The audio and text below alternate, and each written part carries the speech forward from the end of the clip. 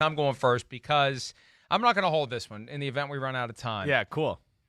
Watching the Browns-Ravens game last night, I thought of you on one specific play.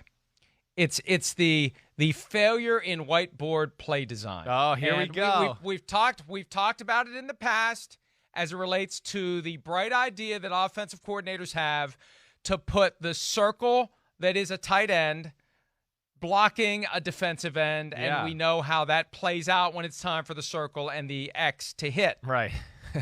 The Browns came up with a similar gaffe in their design of a fake punt. And I don't know if you saw the fake punt play out in real time, but the way it was drawn up, it was going to work. Right. The circle was Andrew Sendejo, who isn't a blocker by trade. He's a safety. Yes. The X was linebacker L.J. Fort, who is a guy who sheds blocks for a living. Right. And who is 20 pounds heavier than Andrew Sendejo. Right. And the fake punt would have worked if the circle had neutralized the X. The problem is the circle approached the X, and the X threw the circle onto his ass and then tackled the punter and ripped the ball out in the process. So, again, what it looks like on the whiteboard and what's going to happen when it's time to go out and put one guy against another when there may be a disparity in one guy's ability to block and the other guy's ability to tackle, that's when your bright ideas are going to fall apart. No doubt about it. I mean, we laugh about this every week, right? Oh, yeah, hey, there's the pass-catching tight end blocking the best pass rusher in football. It was good. Why do they keep doing it? I don't know. Why do they keep doing it? You don't see it in New England. That's what I'll tell you once again. New England finds a way to get their lineman on lineman every time. It drives me crazy. But what the hell happened to you? Who are you? Have you been like smoking my daddy cigars? What the hell's going on with you, Johnny Film Session? About? Johnny Film Session breaking it down. You're the new Ron Jaworski.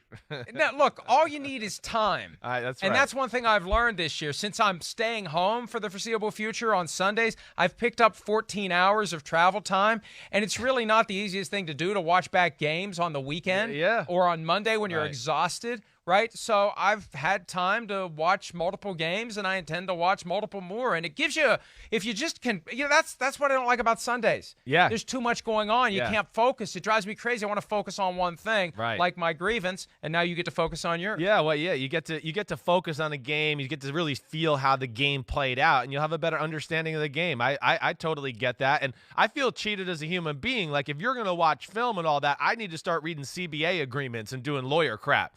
I got to start upping my game. All right, my grievance is going to be with two running quarterbacks from this past weekend that that I love both of them. My boy Blue, Josh Allen in Buffalo, and Lamar Jackson in Baltimore.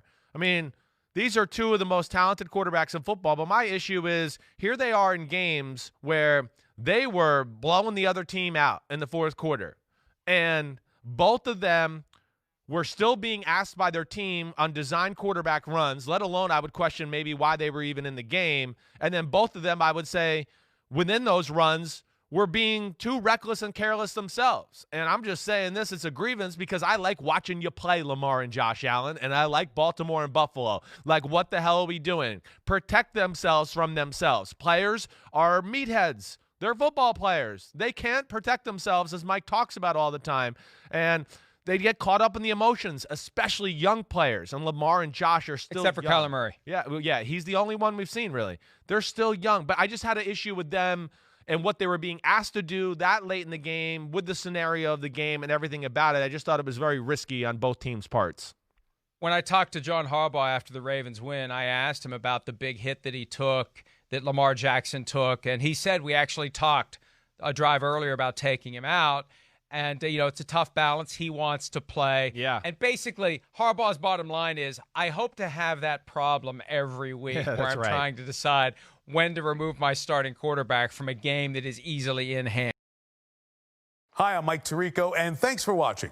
Make sure to hit subscribe for the latest news and highlights from NBC Sports.